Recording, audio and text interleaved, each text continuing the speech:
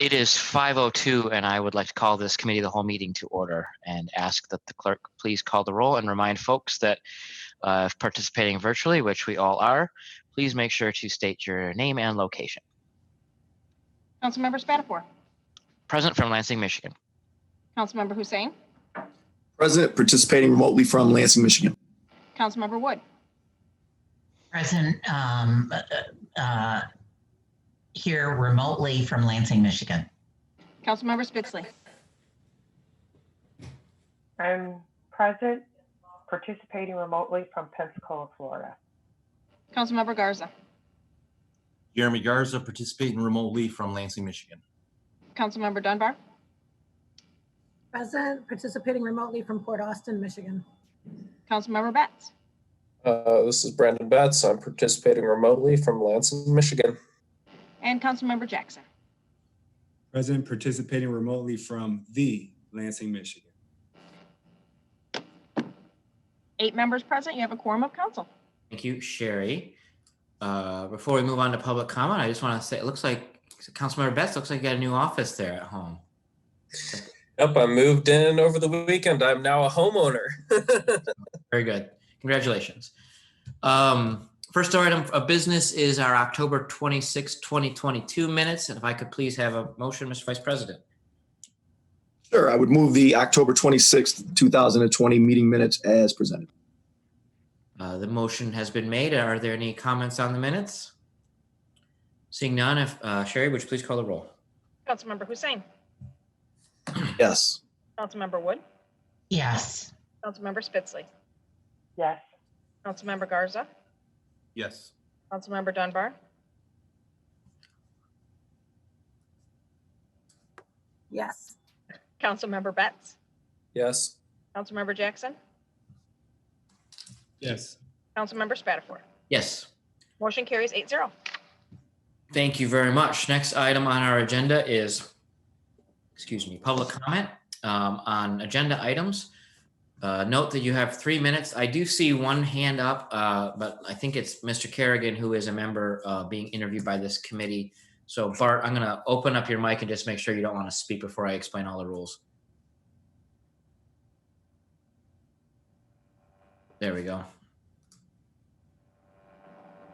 All right, all right, so if you wish to speak for public comment, the instructions are, if you're on a Mac, it's Option Y. If you're on a PC, it's Alt Y. If you're calling in from your phone, it is *9. And if you are doing something else, that's like an iPad or a touchscreen, click on your participants window and look for the raise hand button. I'll give you a few minutes here since we don't have anybody looking to speak. We'll just wait about 30 seconds, and if your hands don't come up, we will move on.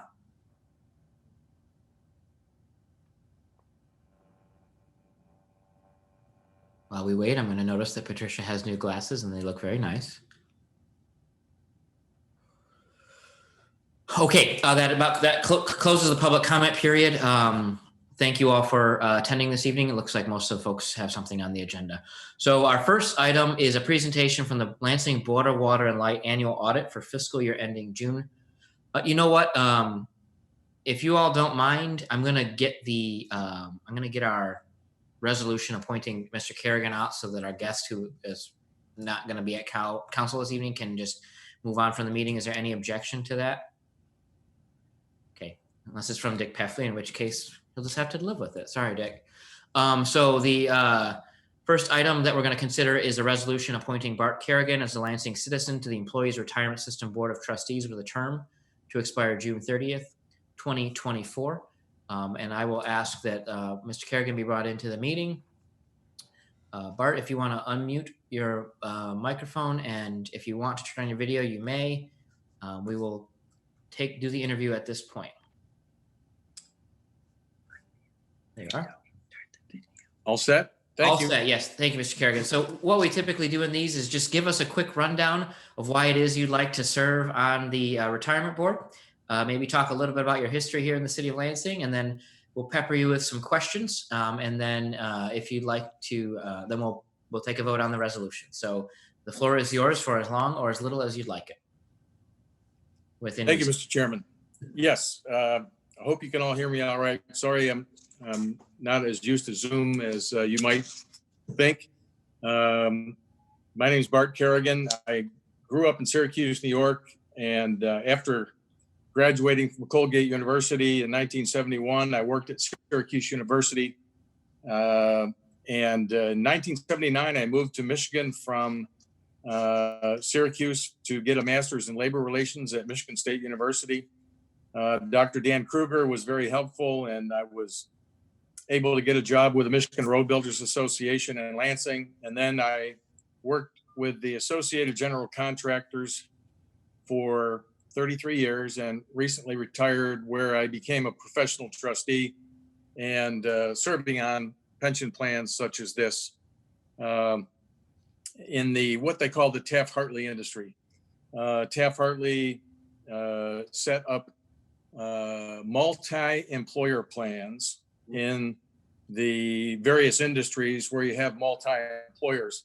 For instance, the same carpenter or laborer might work for Clark one month, Granger the next month, and Chrisman the next month, and his contributions will go into a multi-employer plan that is trusteed by an equal number of management and labor trustees. So I served on several Taft-Hartley pension plans in the Lansing area and the Detroit area for carpenters, laborers, bricklayers, cement masons, iron workers, and operating engineers. So not only did I serve on those plans, but I appointed all the trustees for the association. The association is what you call a settlor, and it's really a parent body, and a parent body is obligated to appoint their trustees, monitor their behavior, and educate them.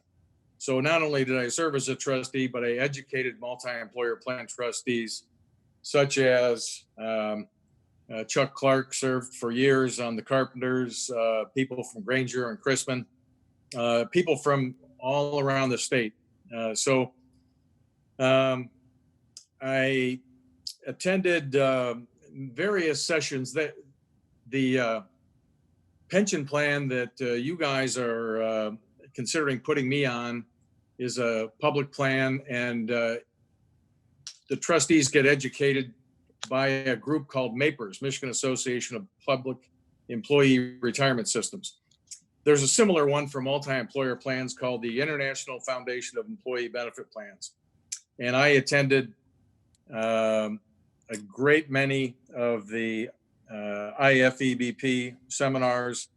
I was a committee member, was on the board of directors of the IFEBP, and very familiar with most of the issues that confront pension plans in the public sector, because there's a parallel to the private sector. So I guess my thesis is that I have had experience that would enable me to hit the ground running and participate on the City of Lansing's ERS as a fully functioning trustee. I certainly look forward to donating time to the City of Lansing. I've lived there for 15 or 16 years. I'm very familiar with the city, and look forward to assisting in any way I can. And I think that should do it. I'd be happy to answer any questions. Very good. Thank you, Mr. Kerrigan. Our first question comes from Councilmember Wood. Councilmember Wood. Thank you. Mr. Kerrigan, you mentioned MAPERS. Have you been involved in any of the MAPERS meetings that they've had? I have attended their meetings for 3 years. Since I retired, I have done some consulting work with Sally Corbin's agency in Lansing, Union Services Agency. Sally's the daughter of Gary Corbin, who chaired the Democrat Party for years, and they have a specially agency in Lansing called Union Services Agency. And I'm her ERISA liaison. Work with Shorty Gleason, who's her building trades or union liaison. And we have both attended MAPERS meetings spring and fall for about 3 years. Are you on any other pensions boards at this time? Yes, I have been appointed by the Michigan Infrastructure and Transportation Association to serve on the laborers pension plan in Lansing, which is a $950 million plan, and been appointed to serve on the Flint sheet metal pension and healthcare plans. That's a $100 million plan. So yes, I have been. Are any of those paid positions? No, Taft-Hartley doesn't allow payment, so they are all volunteer positions. But as a professional trustee, I can be paid by the party to serve as a professional trustee, but the trust fund can't pay me. In other words, the sheet metal contractors can pay me, and MITA can pay me, but the plan cannot. So are you receiving any pay from any of those? I am not receiving any pay from any of the trust funds that I serve on. I do receive pay from the sheet metal and the MITA folks. So All right. as I said, I'm a professional trustee.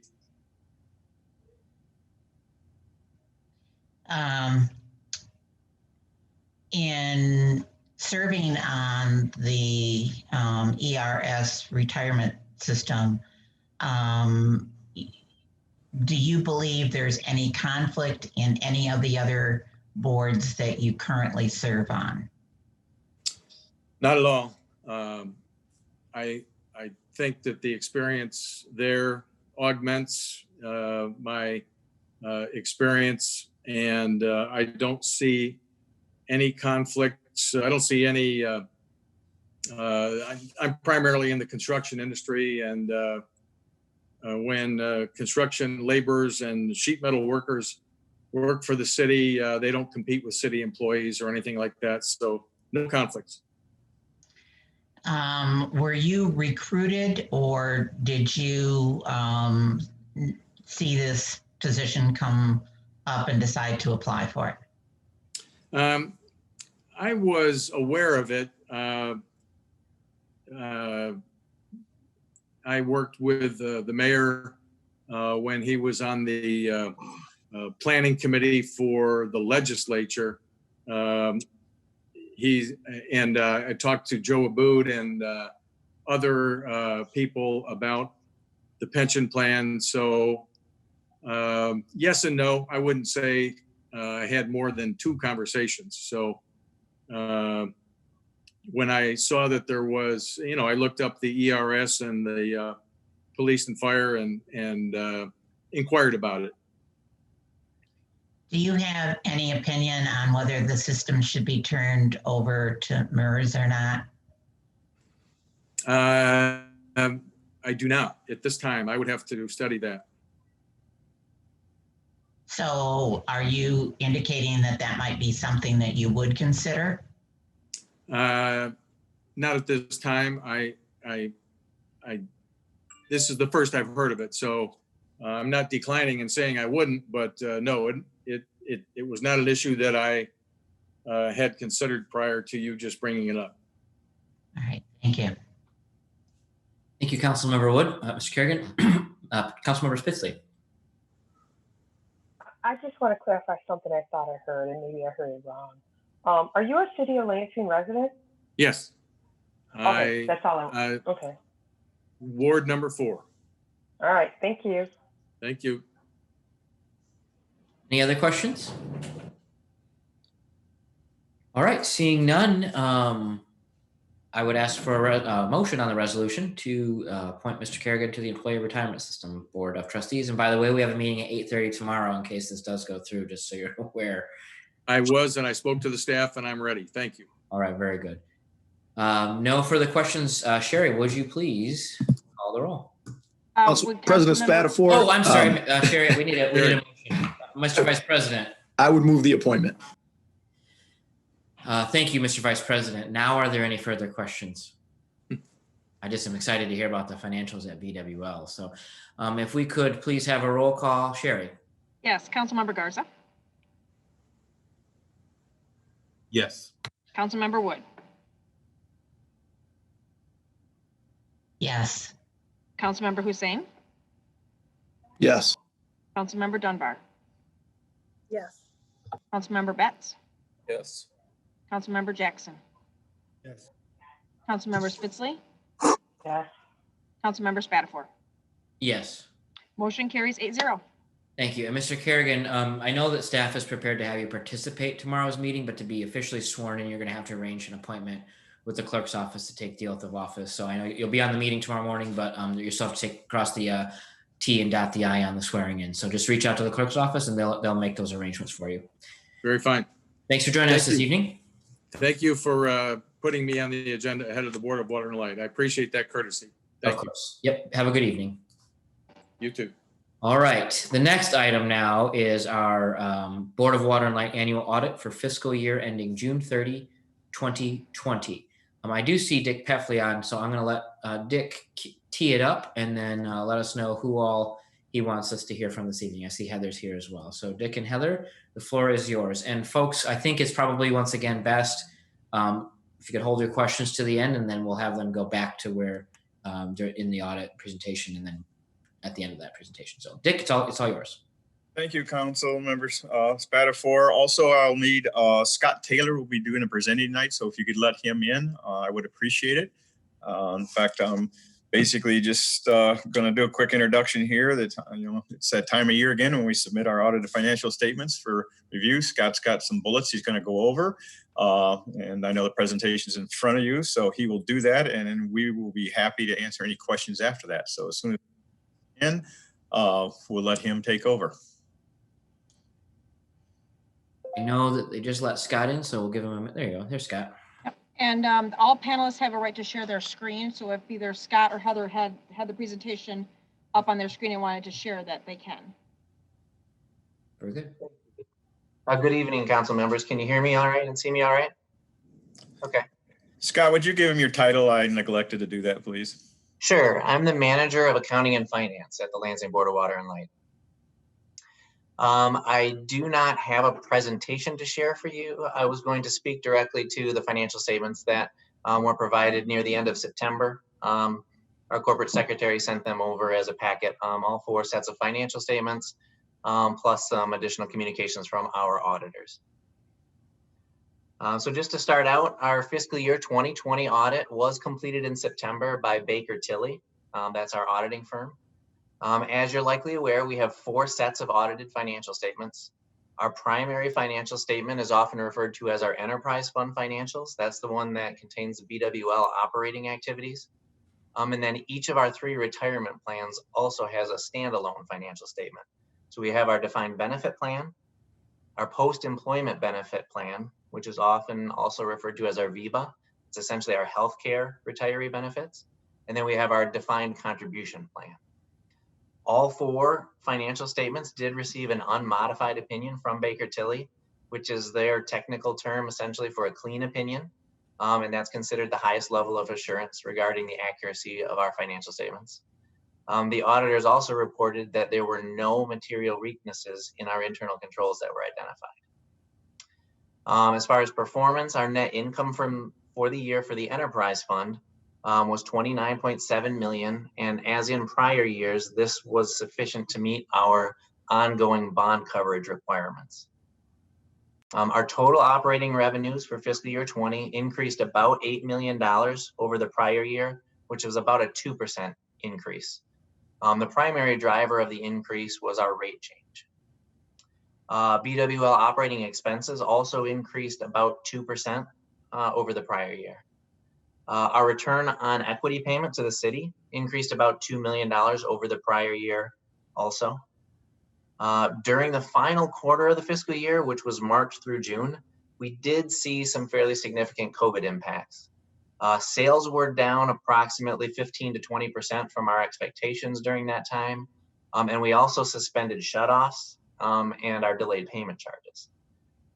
Because sales were down though, however, we did have lower fuel costs, so that did help offset some of the lost revenues. Also, overall spend was down, which also helped offset the loss in revenue. In March, when COVID came along, we did immediately begin and we continue to track COVID-related costs as closely as possible. The goal is to maximize any reimbursement opportunities that are available or may become available in the future.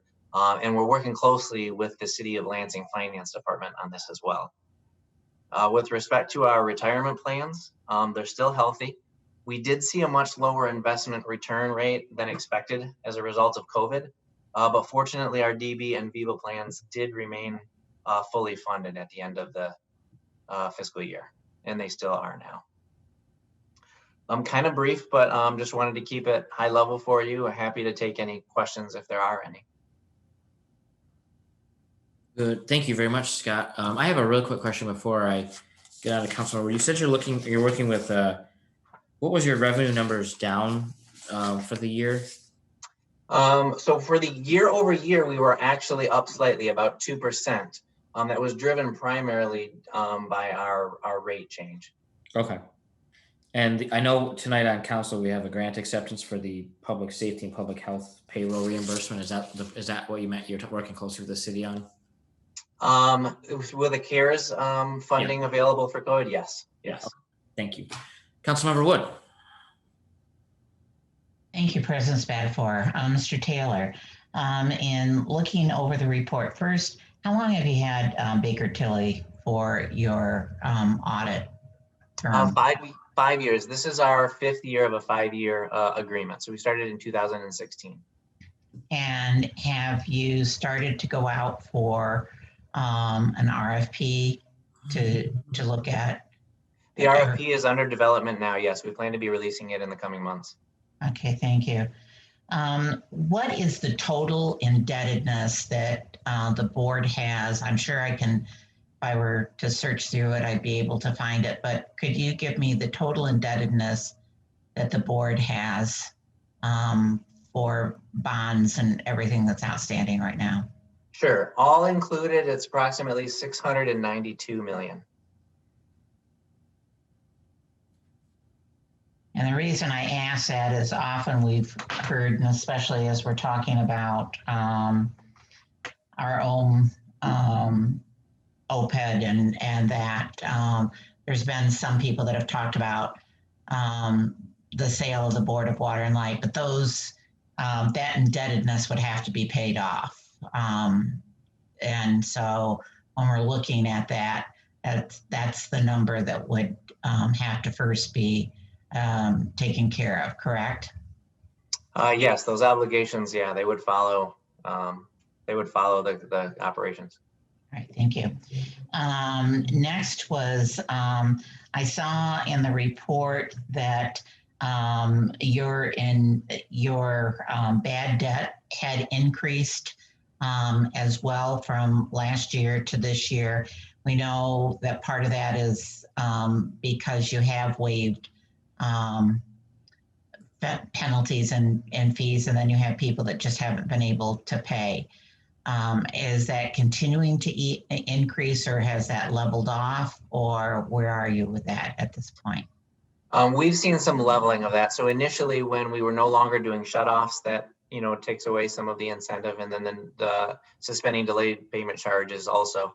We increased to approximately 6,000 accounts. We're generally well under 1,000. So we did see a significant number in the amount, but it did level off around that amount.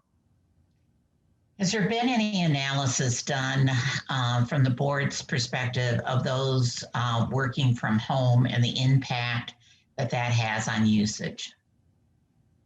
Yeah, so we have seen an increase in our residential sales from expected amounts and reduction in commercial. So we can tell that more people are working from home, using more water and electricity, et cetera. So, and are you looking at that as a place and time? Are you projecting that out, that will continue? I know I'm hearing from different employers that might be something that they would continue. We would anticipate to see similar trends, yes, as long as the current COVID response is in place where we have people working from home. We would expect to see similar results. And in the Board of Water and Light staff, how many of those, and we're talking about in the office, of course, we're not talking about linemen, but how many do you have that are working from home currently? Dick, I'll turn that over to you. I think you have a better The overview. first tough question, you're turning over to me. We have 250 people working from home right now out of about 720.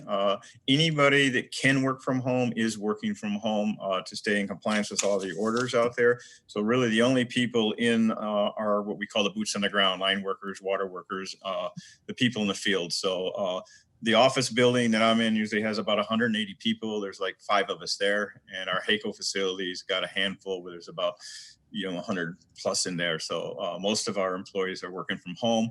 We do allow them to come in once in a great while if they need to use the plotter or pick up supplies, things like that. But that's on an approval basis only.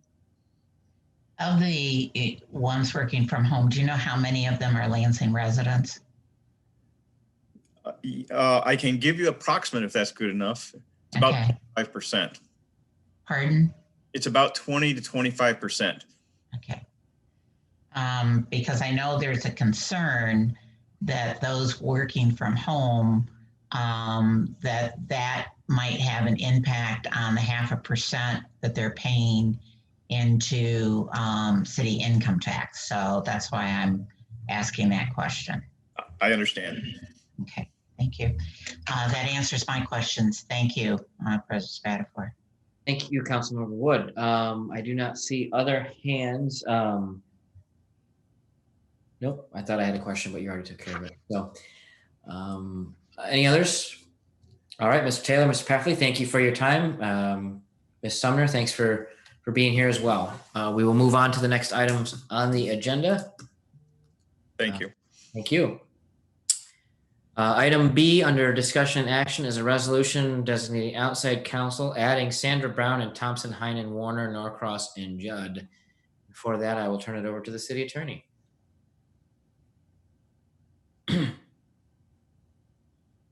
Chair, this is a request from the Board of Water and Light for outside counsel specialists in the area of cold transferring into different types of energy involving expertise that is possessed by that attorney, and that's the recommendation from the Board of Water and Light. We concur in that, and as you know, the council has to approve any additions to the outside counsel list. So it's our recommendation that you approve this.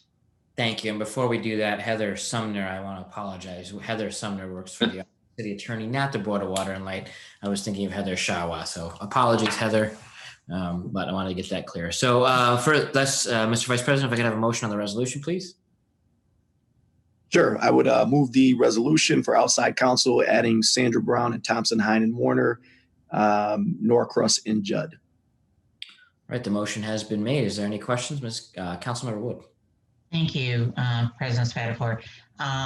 Jim, or I don't know whether Dick is still on or not. Is this to enter into contracts? Is there consideration of litigation? Can you give us some idea of what, other than the fact that they have expertise in this? What was told to me from the Board of Water and Light and their legal staff is to navigate difficult regulatory structures. Okay. That's the answer I got from them. And this is as they close down the rail lines that deliver coal. Yeah. Yes. Okay. All right. Thank you. All right. We have no further questions. Let me triple check here. Pull it up. No further questions. Ms. Sherry, would you please call the roll? Councilmember Hussein. Yes. Councilmember Betts. Yes. Councilmember Spitzley. Yes. Councilmember Wood. Yes. Councilmember Garza. Yes. Councilmember Jackson. Yes. Councilmember Dunbar. Yes. Councilmember Spatafor. Yes. Motion carries 8-0. Thank you very much. Next item on our agenda is the Commercial Rehabilitation District on Washington Square. We'll take the district and the certificate together. We'll do separate motions, but it's my understanding that Chris Klein is here to address those. Mr. Klein and Mr. Merrick. Yes, good evening. Thank you, Council. So I don't know if we want to do a full presentation at the moment. Is that kind of what's slated? And then what we'd like to do later on this evening, but happy to do it both times. That's helpful. The more you do now, the less you have to do later, I'd imagine. So why don't we get it out of the way? Excellent. So thank you again. We brought before the Committee on Development and Planning the district and certificate requests for this application, and then bring it through now to expedite some of the approvals because there is a window closing through the end of this year. From that discussion, I just wanted to lay out what a commercial rehab exemption is, as there were some questions regarding that, and then I'll hand it over to Mr. Merrick to discuss the project and go a little bit more into detail. So the commercial rehab exemption is a tax abatement. It's very similar to the Obsolete Properties Rehabilitation Act in that regard. It's shorter in term, and it doesn't include some of the same taxes that might be offered for abatement through an OPRA. But essentially, it's for the restoration of commercial property, and that includes commercial operations like retail and commercial residential, and it's to bring it to an economically efficient condition. So that can include investment in a new fixed building equipment, and that can be HVAC and lighting, structural support such as foundations, and then roof structure, cover, and improved interior and exterior appearance. And as Mr. Merrick will tell you, that's components of all of those are within this project. So it's quite an extensive rehabilitation. So the request is for 10 years, and that is the limit for commercial rehab exemption. And that's on ad valorem taxes. It freezes the real property value of those, of the property. So it doesn't include land value, and it doesn't change any of the state or school taxes on the improved value. And so as part of this, as you'll see, there's two of everything. It's the district and certificate. So it's establishing the district and then approving the certificate for the building within that district. And so those have to receive both local and state approval. And again, that's kind of why we're moving this forward, because it still has to go to the state tax commission prior to the end of this year in order to start the process. And then another item I'd like to point out is the developer has executed a universal development agreement and submitted that. And so that includes provisions on the local labor preference, pledging a certain level of investment and finishing the project by a certain time. And so I just wanted to make sure council was aware of that. Happy to answer any questions now on what a commercial rehab exemption is, or afterwards we can go to Mr. Merrick to tell you more about the project. All right. Before I move on to Mr. Merrick, are there questions about the logistics of a commercial rehabilitation district or certificate? Okay, we do also, I just want to remind you all, we have the public hearing on these issues this evening as well. But Mr. Merrick, would you like to tell us a little bit about the project? Yeah, do you know if James Tischler's on? James Tischler? I know he had, yeah. I did not see him in the attendee list. No, he's not here. There's one person who's called in with a phone number, but I can't, it ends in 651. I don't know if that's him or not. Yeah, let me just. I can look. Let me just check real quick. Hold on. Yeah, I think that's his number. Phone number ending in 651. If you want to just unmute yourself and let us know if you are Mr. Tischler. Doesn't look like it. All right, Mr. Merrick. Nope, doesn't look like it. Okay. Well, so he had a presentation. I think several of you have already seen it anyways on a previous meeting. So we're there's several different items that we're looking at. There were some structural issues with the building that is of course of priority. There's just foundation issues that need to be taken care of. And then you can see, if you ever buy the building, you can certainly see exterior spalting of the brick and different issues as far as that goes from a structural standpoint. Roofing issues, all of this stuff are items that I believe have not been taken care of previously under the NEZ that the previous owner had, and performed a lot of rehab stuff under that.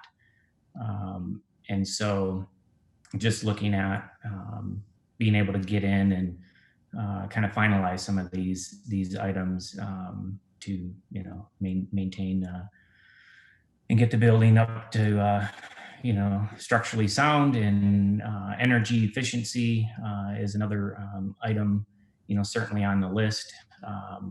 In the roof of that building, no insulation has been done. That I think, as many people know, that's where a lot of the HVAC kind of inefficiencies can escape through there. So there's a plan to add closed cell insulation and take care of different roof repairs, that kind of stuff. Upgrading HVAC systems throughout the building. There's some other things from a residential standpoint where just making some improvements. I believe that there is a big demand for the residential spaces downtown Lansing on Washington Square. I think that if some of these items can be handled, then I think it was brought up in one of the other meetings that that I would be able to get a benefit of a higher rent out of it, but I think the city can benefit as well by having the residents that are maybe in a higher income bracket that's going to have more expendable income to hopefully spend downtown. We know that downtown definitely needs more residents down there, and the support of residential, the businesses, so I believe that that can help to draw in people with higher income. Of course, then there's employment tax that the city can benefit from on that as well.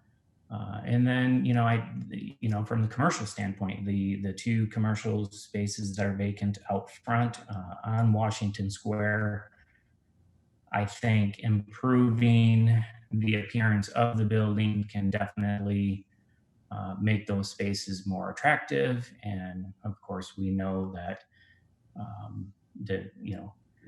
I guess we all benefit better when those spaces are filled, and we have renters in there. There's more jobs that can be brought into downtown by the the people that rent the spaces and so forth. So just looking at different ways of how can we keep the building so it's certainly stable and doesn't continue to deteriorate, and take care of some of those major issues, and have it be a lasting building downtown Lansing. I think it's been a good asset to downtown, and I definitely want to improve on that. So thank you, Mr. Merrick. I know that Chair Spitzley of the Development and Planning Committee has her hand up, and I know this was in the DMP committee, and it's before us tonight. because there was a level of urgency in terms of the timing. So I wanted to call on the chair to see if there's anything she'd like to address. So thank you, Mr. President. There's a couple things. One of the things that we were told in development and planning is, the total estimate of cost includes several things, but the total estimate of cost is about $274,000. One of the things I wanted to ask for a response in, because this was also a question asked during development and planning, is the commercial rehabilitation district, the establishment of it, and the certificate for the commercial buildings, of course, but you've got apartments on the top. And so my question to him is, you can't do the repairs for the commercial without the benefit of the apartments. I'm trying to get what my point is that the bulk of the repairs is for the benefit of the commercial district, but the apartments but you do have apartments up top. Can you do repairs without affecting the apartments? Mr. Merrick? I don't know if that makes sense, but. So you're asking, can we proceed without doing any kind of repairs inside or any upgrades of the apartments themselves?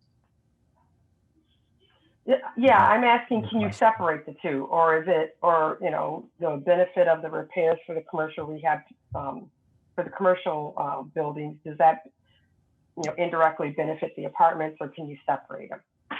Well, I think that there's a couple, maybe a couple items that could be separated out, but certainly there's the majority, the bigger expense items, it kind of includes all of it. Okay, thank you. Yeah. Thank you, Mr. Merrick. We got a few more hands up. Councilmember Wood.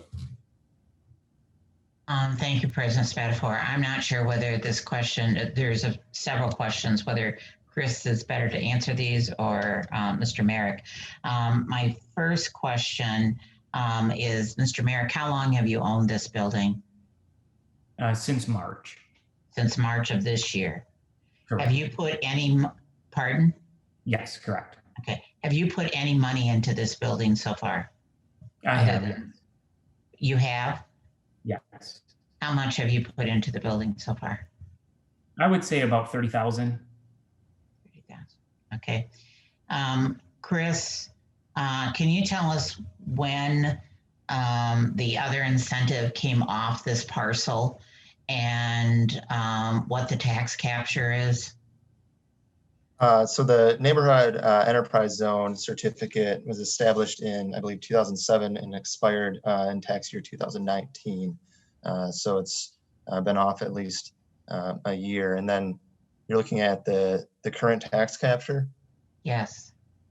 I'd have to look at, in just a minute. I have the taxable values up, and I'm not sure if I have the tax capture available.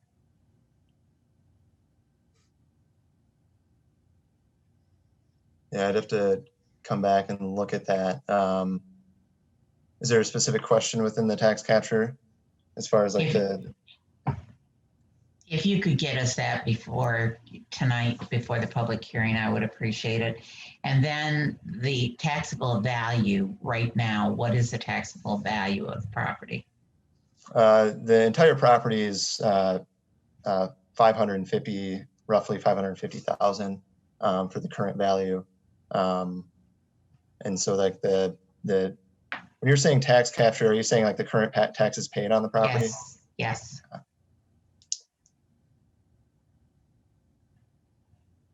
Yeah, so right now it's roughly 552,000 is the taxable value for the current year. Okay.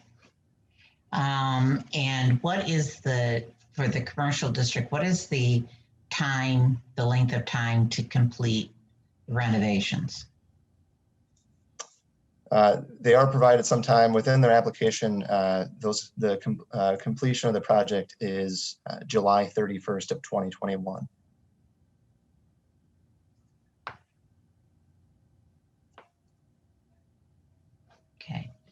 Thank you. Thank you. Next on the list is Vice President Hussein. You know what? Councilwoman Wood asked all my questions, but I will ask this of Mr. Klein. Mr. Klein, is this per state statute? This is the first time that I've dealt with commercial rehab district in a certificate.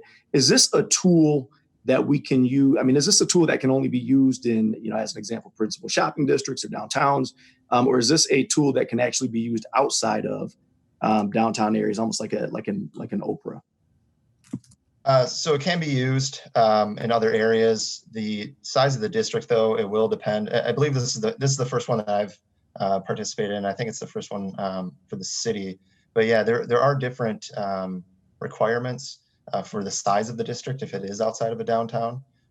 So I believe if it was in a more residential commercial setting, I think the district has to be a certain number of parcels or certain acreage to establish. But that doesn't mean that it wouldn't be able to be used outside of the downtown. So there are some restrictions that way, but it could be utilized. Okay, and you know why I asked the question. So during my 5 years on council, I've talked a lot with the LEDC, LEAP, our economic development and planning team, about the tools that are in the toolbox to really get serious about supporting, some of our property owners outside of the downtown area. As a matter of fact, the facade improvement project actually stemmed from conversations we were having with business owners outside, or property owners outside of the downtown or the historic kind of core area that basically said, look, every time we open up the paper, we see another tax benefit to a property owner downtown. And here we are trying to serve a distressed community. We're trying to keep the lights on. We're trying to provide for jobs and for critical, services and things of that nature. And we're really struggling. We feel like we can't, get any assistance or support. What I struggle with here is, regardless of whether or not we have a new owner, essentially what we have is, one tax benefit expiring, and then boom, we're looking at another one for the same property. And so this is just, it's very, very difficult, I think, for most folks, particularly, outside of that area and in my ward, candidly, to continue to, be okay with this. And I'm surprised, I guess, Mr. Klein, that, in my conversations over the past 5 years in terms of what tools are in the toolbox, when we look at Southland, when we look at South MLK, or we look at, South Waverly, that this has never been brought up. But in any event, I guess, again, I'm thinking out loud because Councilwoman Wood took the majority of my questions. But again, I really appreciate you being here as always. Thank you, Mr. Vice President. And I thought someone else besides, nope, Councilmember Wood, you're up next. Councilmember Garza, I thought was. Yeah, I thought so too. That's why I was confused. Okay. Jeremy, you all set? Yeah, sorry. You guys answered both my questions. Thank you. Okay. My question is the size of the district. Is this just this property, or are there additional properties that this will include? So the district only includes 3 parcels that encompass the 2 interconnected buildings. So it's only really this property that Mr. Merrick owns and will be investing in that's within the district. So it doesn't include any adjacent property. Okay, so all of these are owned by Mr. Merrick? Correct, or an entity that he represents, correct. Okay, thank you. Okay, that appears to be it from a questions perspective. Let me just double check. I need to make sure we do this right. I need to get the resolution on the district moved first. So, Mr. Vice President, would you mind making that motion? Sure, I would move the resolution for a commercial rehab district for the properties at 320, or the property that consists of 329 through 337 South Washington Square. Thank you. Is there any further discussion on this resolution? Seeing no hands and relative complacency in my willingness to move forward, I'm going to ask the clerk to please call the roll. Councilmember Betts, Yes. Councilmember Garza, Yes. Councilmember Hussein. Yeah. Councilmember Spitzley, Yes. Councilmember Dunbar, Yes. Councilmember Jackson, Yes. Councilmember Wood, Yes, I will move it out of committee. I'm just not sure whether I'll be supporting it on the floor. Councilmember Spatafor. Yes. Motion carries 8-0 for the district. Thank you. Next up, we'll need a motion on the certificate, Mr. Vice President. Sure. I would move the resolution for the commercial rehabilitation certificate for 329 through 337 South Washington. Motion properly before us. I see one hand, Councilmember Betts. Thank you, President Spatafor. I haven't been called Mr. Betts in a while. Okay. So I voted yes on the establishment of the district because I think that there is a need for a district here. There's need for some work to be done. However, I don't think that the certificate is ready to move specifically, and I think that I would ask the committee to reject this. Specifically, there are a few items that I do not think are a benefit to the taxpayers of Lansing directly and are pretty much a private benefit to the developer. Specifically, they have a common area remodel, new paint and flooring, and a bathroom remodel for $17,200. Apartment remodels that have new paint, granite countertops, and miscellaneous for $23,000. Conference room update for $7,475, and then building access and parking resurfaces for $23,000. Now I know that the total cost of this is about $275,000. That $70,000 does represent a large portion of this, and I think that we should be asking this developer to come back to us with a new proposal for a certificate that does not include these private benefits to the residential apartments above. That is my comment moving forward. Thank you. Okay, thank you, Councilmember Betts. I don't see other questions or hands rather, so I will ask that the clerk please call the roll. Councilmember Spitzley. Yes. Councilmember Hussein. Yes. Councilmember Garza. Yes. Councilmember Betts. No. Councilmember Dunbar. Yes. Councilmember Jackson. No. Councilmember Wood. Same response, yes, but I'm not sure I will be supporting this on the floor. Councilmember Spatafor. Yes.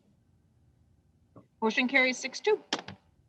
Thank you very much, Mr. Merrick. We'll see you again. We have a public hearing on this. If you do have the opportunity to have your colleague be there to present shortly after our 7 o'clock meeting begins, that would be greatly appreciated. But we'll see you all at 7 again for an abbreviated version of what we heard this evening. Thank you very much. Oh yeah. Is there any other business for the council, the committee, before we head into our closed session? Seeing none, Mr. Vice President, would you please make the motion? Sure. Get comfortable. I would move that we recess into closed session to consult with the city attorney in connection with the following specific pending litigation. An open meeting will have a detrimental financial effect on the litigation or settlement position of the Lansing City Council concerning these issues. Atkinson, Boyce, Israel, Odom, Randall, and Talaferro versus City of Lansing, Local 421, IAFF, Shore, Weber, and Harkins. Block 100 versus City of Lansing, LBA. Burwell versus City of Lansing, Anderson, Liskowitz, Kelly, Orderkirk, and Riddenauer. Chen Lee versus Lansing Police Department, Garcia and Fearnow. City of Lansing versus Angevine Holdings, LLC. City of Lansing Treasury versus Brown, Rachel Brown. City of Lansing versus OCOF, Nonprofit Housing Corporation. City of Lansing et al. Versus Purdue Pharma. Jane Doe versus City of Lansing, Lansing Public Schools, Lansing Board of Education. Yvonne Canul, I wanted to say her full name. Mark Coscarella, Donna Pohl, Matthew Preby, Kimberly Petroff, and other identified does. Jane Doe versus City of Lansing et al. Election Integrity Fund, Linda Lee Tarver, Kirkland Valentine, Jim Marglia versus City of Lansing and Flint. Funchess Blakey et al. Versus the City of Lansing. Funk versus City of Lansing. Gardner, Holsey, and Hill. Anthony Hulan Scott versus the City of Lansing. Jackson and Lansing Railroad Company and South Street LLC, SC Environmental Services LLC, John Kendrick Sears, Norfolk Southern Railroad Company, City of Lansing, Gelsima Concrete, Construction Inc. and Hamilton Mutual Insurance Company, Kyle Shaw Residential Properties LLC versus the City of Lansing, Michael Lynn versus City of Lansing, Michael Lynn versus Mayor Andy Shore, David Purchase, and Eric Weber, La Field Gallery LLC et al. Versus City of Lansing, OPV Partners VW230 Real Estate Services Solutions versus City of Lansing and appeal, Deshay Nay Sellers versus City of Lansing and Eric's Refuse, the estate, let's see, of Spalding versus Eaton County, City of Lansing, Ingham County et al. Sean Stafford versus David Klein in the City of Lansing, Andrew Taylor versus City of Lansing, Schmidt, Blank, Wright, Cocan, Traskey, McBride, and Curtis, Thompson Smith, Avery C versus Amy Castillo, City of Lansing, Ingham County Board of Commissioners, Eric A. Schertzing, Caitlin Budzinski, Ingham County, Does 1 through 12, Trevino, Hydro World versus Blackburn, Allen, Carter, Shields, and City of Lansing, Jeff Wagner versus City of Lansing, and finally, the McLaren Health Care Corps versus City of Lansing. Okay. And I will do a roll call. Real quick, I have a hand up. Mr. Smirka, is a motion to go into closed session debatable?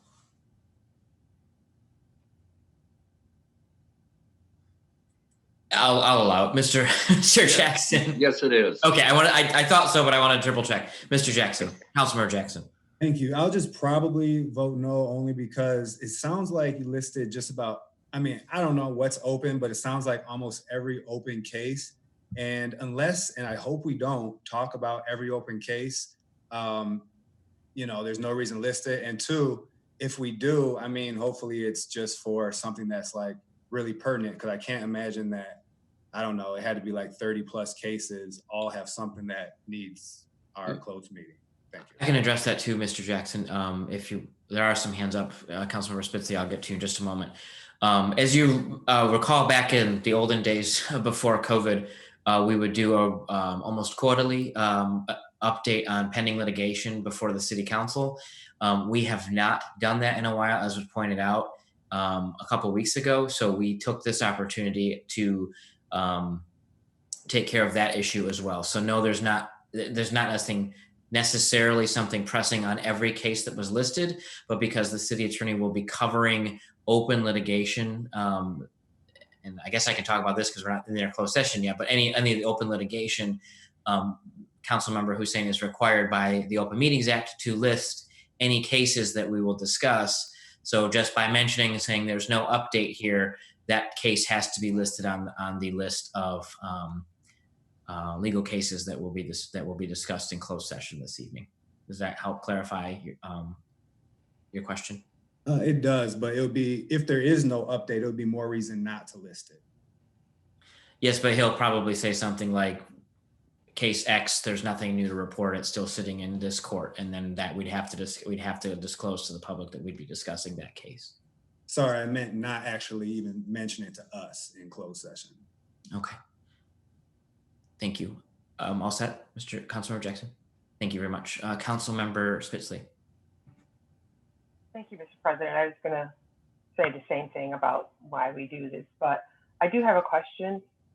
We did mention litigation that involved the mayor's office, and it did mention Ms. Harkins specifically. And so does she go into closed session as well, or not? Mr. Smirka, it's been requested. Go ahead. That's a decision. Historically, there has always been a representative from the mayor's office present, but it's a decision for you to make. I get it. I'm a procedure wonk. So I get there's always a representative of the mayor's office. It was just because she was named specifically is why I was asking. Ms. Harkins has her own attorney. I don't see where there's a conflict. We're not going to get into the merits of the cases in closed session just to deal with the procedure and give you a status update so you're all informed. That's all. We're not going to debate the cases, just let you know where everything is. Okay. Thank you. I see no further hands. If the clerk would please call the roll. And remember, this is a 6-vote issue. Councilmember Hussein, Yes. Councilmember Wood, Yes. Councilmember Jackson, No. Councilmember Betts, Yes. Councilmember Dunbar, Yes. Councilmember Spitzley, Yes. Councilmember Garza, Yes. Councilmember Spatafor. Yes. Motion carries 7-1. Thank you. We are going to go into closed session. We will return back to this to adjourn. Folks, your instructions for attending the closed session are in the calendar appointment for this meeting. And if you're having trouble, call Sherry. Okay, thank you very much for your patience. The City Council has returned from the Committee of the Whole has returned from closed session. And at 6:38, we will adjourn the Committee of the Whole and we will resume City Council at 7 p.m. this evening. Thank you very much.